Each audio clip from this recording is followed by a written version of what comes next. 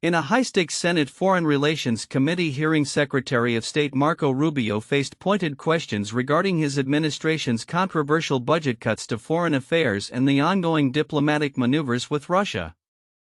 As tensions continue to simmer globally, particularly in relation to the war in Ukraine, Rubio's defense of a significantly reduced foreign affairs budget and his support for President Trump's recent overtures to Russia sparked intense debate among committee members. Rubio asserted that America is back, emphasizing the need to reshape the U.S. foreign policy landscape. However, his remarks were met with skepticism, particularly from the committee's ranking Democrat Senator Jeanne Shaheen of New Hampshire. Shaheen criticized the drastic cuts to the foreign affairs budget, which amount to approximately $28.5 billion, about half of what it has been in recent years, claiming such measures jeopardize America's standing on the global stage.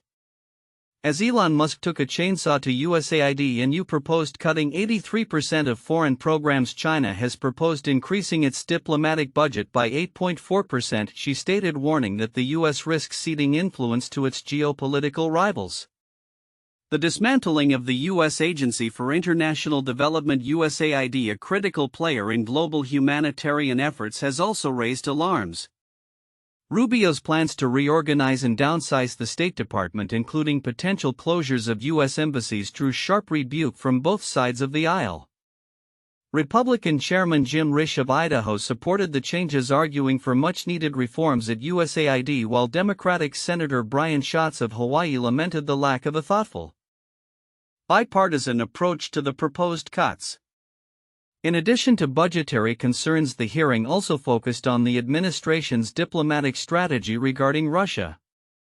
Following Trump's recent phone call with Russian President Vladimir Putin, which failed to yield a ceasefire in Ukraine, Shaheen expressed her concerns that the administration is being outmaneuvered. "What Vladimir Putin is doing now is playing for time, and he's playing the president like a fiddle," she remarked, reflecting a growing fear among lawmakers that the U.S. may be relinquishing its leverage in the ongoing conflict. Rubio defended Trump's approach, insisting that the administration is striving to negotiate an end to the war that neither side can truly win. "Russia wants what they do not currently have and are not entitled to, and Ukraine wants what they cannot regain militarily. And that's been the crux of the challenge," she argued, positioning the administration's actions as necessary for achieving peace, albeit through a contentious and unorthodox diplomatic strategy. The implications of these developments are significant. As the U.S. recalibrates its foreign policy and budget priorities, analysts warn that the cuts to foreign aid and the perceived retreat from global engagement could embolden adversaries like China and Russia. The dynamics of international relations are shifting, and the challenges faced by the Biden administration and its successors will require a careful balancing act of diplomacy and defense. Looking ahead, the future of U.S. foreign policy remains uncertain. With both domestic and international pressures mounting, how Rubio and the Trump administration navigate these turbulent waters will likely set the tone for America's role in global affairs in the years to come.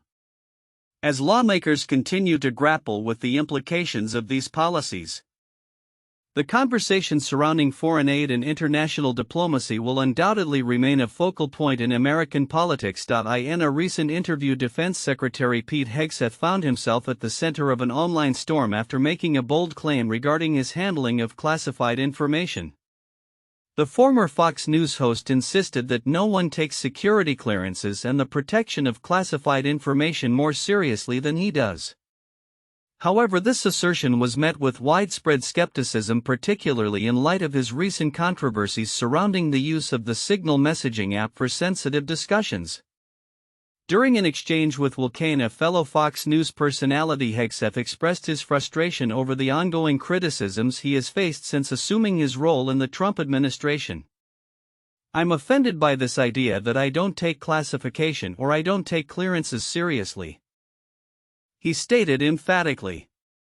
"Nobody takes that more seriously than me." This declaration came despite a backdrop of serious allegations regarding his mishandling of classified information, including sharing sensitive military details in unsecured group chats.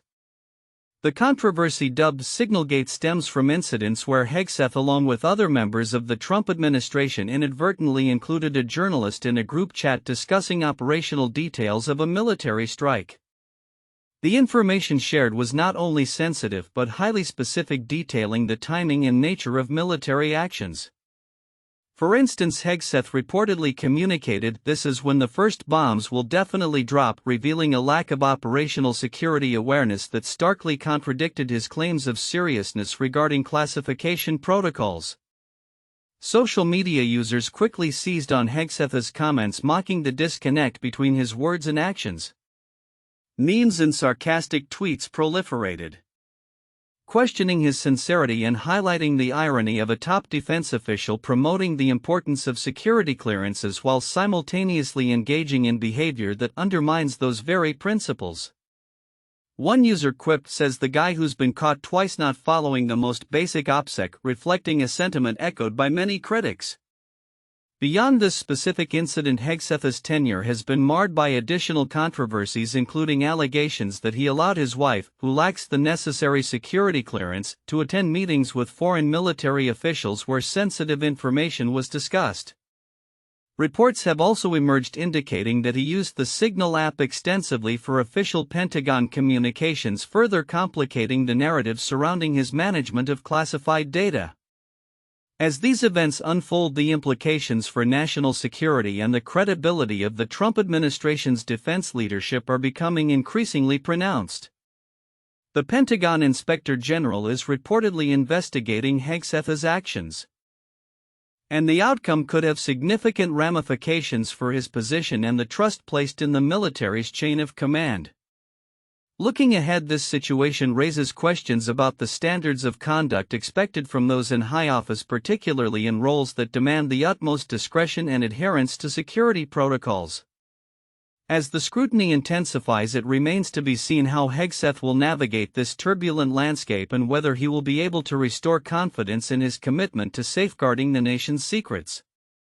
The future of his role hangs in a delicate balance shaped not only by his own actions but also by the broader public's perception of accountability and transparency within government. In a tempestuous week marked by intense scrutiny, U.S. Secretary of Health and Human Services Robert F. Kennedy Jr. faced a barrage of questions from lawmakers regarding proposed funding cuts to critical health programs. This latest hearing, held on May 20, 2025 before the Senate Appropriations Subcommittee, is part of an ongoing discourse surrounding President Donald Trump's 2026 budget request, which aims to significantly downscale federal health expenditures. Kennedy's return to Capitol Hill came just days after contentious sessions where he was grilled about his department's strategies and the implications of budget reductions on public health initiatives. During the hearing, senators expressed grave concerns over potential cuts to the National Institute for Occupational Safety and Health (NIOSH), which plays a vital role in workplace health and safety.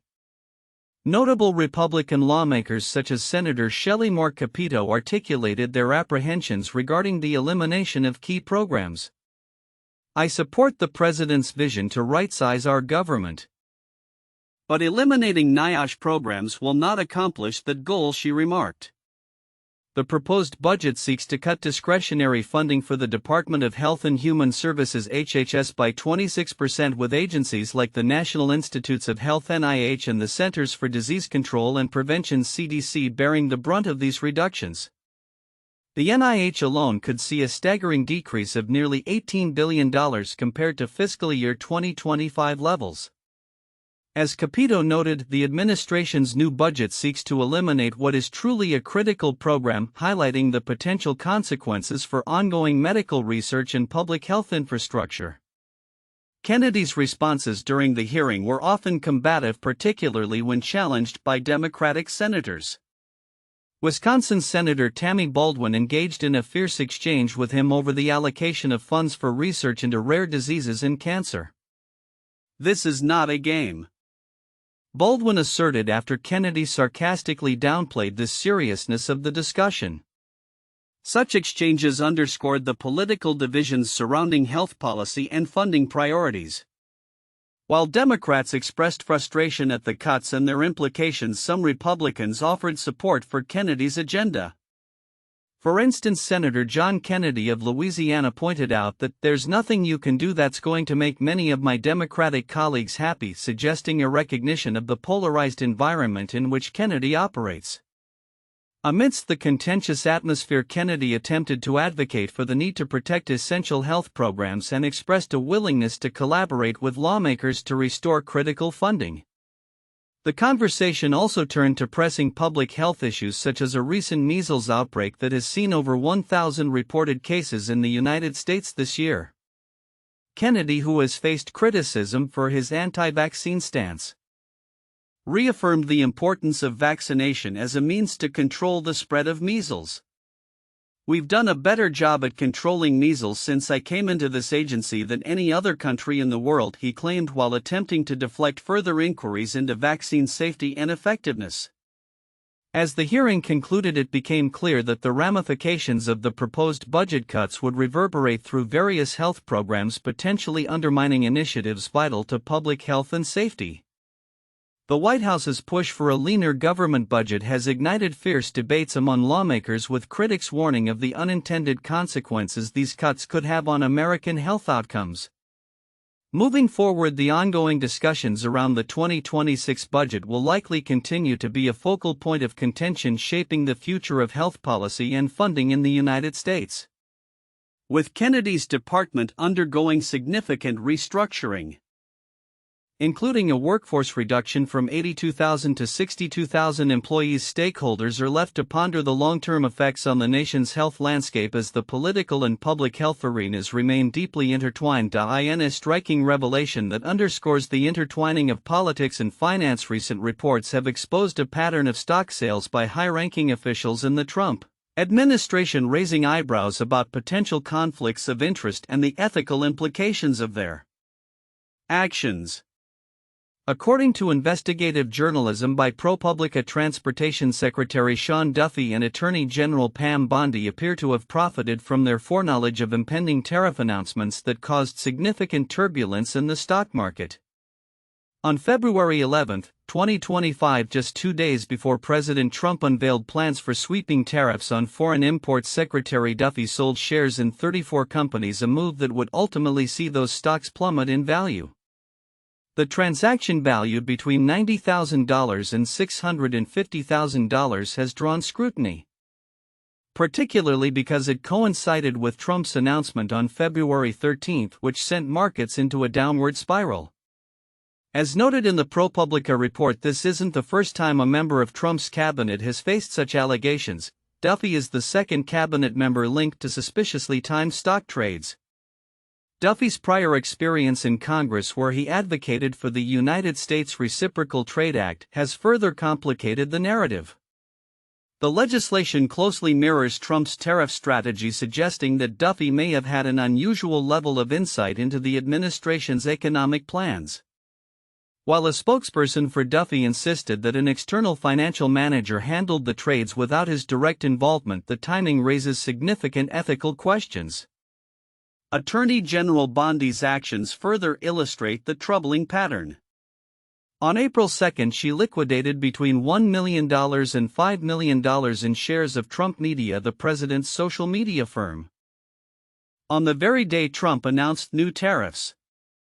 Her decision to sell on that specific date, despite having until early May to comply with her ethics agreement, has led to speculation about whether she had prior knowledge of the impending announcement. The implications of these sales extend beyond personal profit.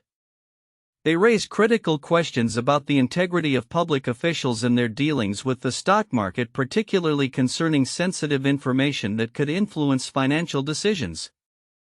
Critics argue that such actions could erode public trust in government institutions and create a perception of impropriety within the administration. The broader context of these events is also significant. As the Trump administration continues to navigate a politically charged environment, the fallout from these revelations may impact perceptions of its economic policies, with public sentiment already divided on trade issues. The potential for increased scrutiny of executive actions could complicate the administration's efforts to rally support for its policy initiatives. Looking forward, the ramifications of these stock sales could extend beyond individual repercussions for Duffy and Bondi.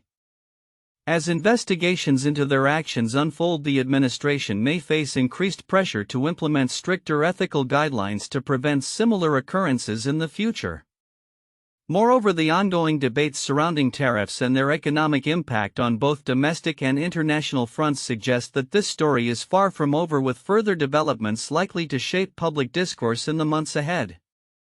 The intersection of finance, politics, and ethics will remain a focal point as the Trump administration continues to push its agenda amid scrutiny from both the media and the public. In a striking demonstration of the ongoing impact of President Trump's tariffs, recent reports reveal that Chinese exports of Apple's iPhone and other mobile devices to the United States have plummeted to their lowest level in 14 years. This significant decline, noted in April 2025, underscores the growing trade tensions between the two largest economies in the world as tariffs continue to reshape the landscape of international commerce. The Port of Los Angeles, a critical hub for U.S. imports, has felt the brunt of these tariff-induced disruptions, with container shipments dropping by as much as 30% in early May. Jeanne Shaheen, the port's executive director, highlighted the immediate ramifications of this decline, stating fewer containers mean less work on the waterfront from the number of labor gangs that are out there responding to the shift requirements of cargo. To the truckers and warehouse workers, this stark reduction in activity not only affects the port's operations but also ripples through the broader economy, further complicating the already fraught business environment. JP Morgan's CEO Jamie Dimon echoed these sentiments, warning that the markets may be underestimating the long-term repercussions of the tariffs. He characterized the current duties as pretty extreme and cautioned about the rising risks of inflation and stagflation, suggesting that the trade tensions are fundamentally altering globalization as we know it. Citigroup's Jane Fraser further emphasized this concern, revealing that many companies are now postponing investments due to the uncertainty surrounding the tariffs. Walmart, the largest retailer in America, has publicly acknowledged the need to raise prices as a direct consequence of these tariffs, sparking a backlash from the president. In a social media post, Trump admonished the retail giant to eat the tariffs instead of passing costs on to consumers. This back and forth highlights the ongoing tension between the administration and major corporations as they navigate the complex landscape created by these trade policies. As the Trump administration intensifies its rhetoric, Treasury Secretary Scott Bessent recently indicated that the U.S. would revert to reciprocal tariff levels if countries fail to engage in meaningful trade negotiations during a designated 90-day pause. President Trump has put them on notice that if you do not negotiate in good faith, you will ratchet back up to your April 2 level, Bessent warned, signaling a tough stance against non-compliance. Amid these developments, global retailers are developing strategies to mitigate the impacts of the tariffs. Companies like Birkenstock and Pandora are planning price increases in several countries, attempting to distribute the financial burden while minimizing the damage to their U.S. sales. The uncertainty surrounding Trump's tariffs continues to dampen sentiments across the global economy, with many observers warning of a potential downturn. As finance officials from the G7 nations convene in Canada, discussions are expected to be dominated by concerns over the ramifications of the ongoing trade war.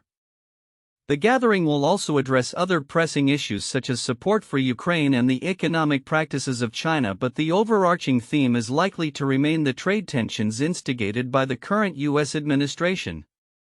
As the U.S. prepares to set new tariff rates in the coming weeks, businesses and consumers alike are left grappling with the implications of this policy landscape. The situation remains fluid, with the potential for both short-term adjustments and long-term consequences as the global economy adapts to the realities of the Trump administration's trade strategy. Moving forward, stakeholders in the U.S. and abroad will be watching closely as negotiations unfold, hoping for a resolution that will stabilize trade relations and foster a more predictable economic environment. In a significant reshuffling within the financial and government sectors, U.S. Commerce Secretary Howard Lutnick has divested his long-held stakes in Cantor Fitzgerald, a move that underscores the complexities of managing potential conflicts of interest in government roles. This transition comes as Lutnick steps into a pivotal position in the Trump administration, necessitating compliance with federal ethics laws designed to mitigate any appearance of impropriety. On May 19, 2025, Cantor Fitzgerald confirmed that Lutnick transferred his entire ownership stake to a trust for his children, with control now resting in the hands of his son Brandon Lutnick, who assumes the roles of CEO and chairman. This strategic move effectively severs Howard Lutnick's financial ties to the firm he led for over 3 decades, clearing the path for him to focus on his governmental responsibilities without the encumbrance of business interests. Secretary Lutnick has fully complied with federal ethics obligations, the firm stated, emphasizing the importance of maintaining integrity in public office. As part of this divestiture, Lutnick sold shares in Cantor's subsidiaries BGC Group and Newmark for a total of approximately $278 million. These shares were acquired directly by Cantor Fitzgerald, thereby ensuring that the majority control of these entities remains in-house. Following this transfer, Lutnick will no longer receive any financial benefits from these companies, marking a definitive end to his involvement in their operations. With Howard Lutnick stepping back, Brandon is taking the helm at a crucial juncture. He is set to advance a new vision for Cantor Fitzgerald that includes significant ventures into the cryptocurrency space. Previously, Howard had initiated partnerships with Tether, a prominent stablecoin company, paving the way for his son to further develop these connections. Brandon is now poised to launch 21 Capital, a Bitcoin holding vehicle that aims to accumulate an impressive 42,000 Bitcoins, potentially positioning the firm as a formidable player in the crypto investment landscape. The plan involves a reverse merger with Cantor Equity Partners and, if successful, could yield a valuation of $3.6 billion contingent on Bitcoin maintaining a favorable market price. Brandon's ambitions are ambitious, drawing inspiration from industry successes like Strategy, formerly MicroStrategy, which saw significant growth in market capitalization by heavily investing in Bitcoin. However, as the Lutnicks navigate this transition, broader implications for the Commerce Department are emerging. Lutnick's ascension to secretary has not been without its challenges. The National Oceanic and Atmospheric Administration (NOAA) has recently faced operational paralysis due to a backlog of unsigned contracts, largely attributed to Lutnick's insistence on personally reviewing all contracts exceeding $100,000. This decision has led to a dramatic slowdown in agency functions, prompting concerns from lawmakers, including Senator Ted Cruz, about the impact on critical weather forecasting and emergency management services. The growing backlog has left NOAA's staff in a precarious position, with one official describing the situation as ground to a halt. The agency is grappling with the need to maintain operational integrity while facing bureaucratic hurdles that could have lasting ramifications for disaster preparedness and response capabilities. Former NOAA Administrator Rick Spinrad raised concerns about the implications of inexperienced personnel making decisions on contracts that are vital to the agency's mission. As these developments unfold, the intersection of Lutnick's past in finance and his current governmental role highlights a critical moment in both the personal trajectory of the Lutnick family and the operational effectiveness of NOAA under his leadership. The ongoing situation underscores the delicate balance required in public service, especially in an administration keen on navigating ethical considerations while pursuing aggressive policy objectives. Looking ahead, the actions taken by Howard and Brandon Lutnick will not only shape the future of Cantor Fitzgerald and the rapidly evolving cryptocurrency market, but will also set the tone for how the Commerce Department manages its operations amid internal challenges. As the landscape continues to shift, the impact of these decisions will be closely watched by both the financial sector and the public, revealing the complexities of governance in an era marked by technological change and fiscal scrutiny.